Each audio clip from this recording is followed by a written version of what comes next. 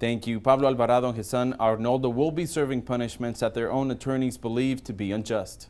Almost 2 years have gone by since the incident that early morning of July the 3rd, where after a surveillance operation was taking place by the DEA, one of their agents was shot. 43-year-old Pablo Alvarado and his 20-year-old son Arnoldo Alvarado were sentenced to 20 and 16 years respectively for such assault. During the hearing in federal court, the defense lawyers tried convincing Judge Randy Crane of lowering their clients' punishments, which go by a sentencing guideline. And this is a pretty harsh sentence considering what was being recommended by the probation office. The probation office was recommending below a 20-year sentence. The court departed upward based on a government request, and the departure was almost 4.5-year departure. One explanation for the severity of the conviction is deciding to go to trial, as Arnoldo's attorney argues, a punishment that in the federal system is left to the sole discretion of the judge rather than a jury like in state court. Because we asked for a jury trial, there's much more expenses for the government, there's much more preparation, there's a lot more work.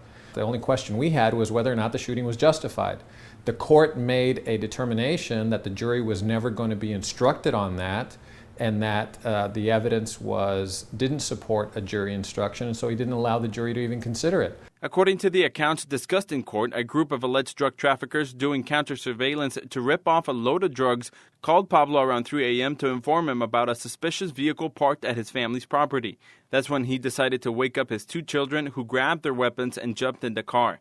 They then drove up to the unmarked vehicle where undercover agent Kelton Harrison was in. Shots were fired and the agent began driving away with the Alvarados giving chase, shooting at the fleeing vehicle. During the pursuit, the agent suffered a gunshot wound to the back before he abandoned the vehicle and ran away.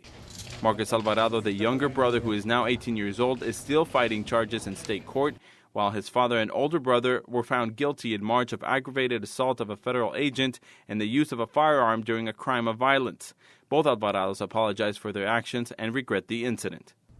And the judge argued that the Alvarados had plenty of opportunities to plead guilty and avoid the harsh punishments, to which the attorneys plan to appeal within the next 2 weeks. Reporting for Fox 2 News, I'm Oscar Margain.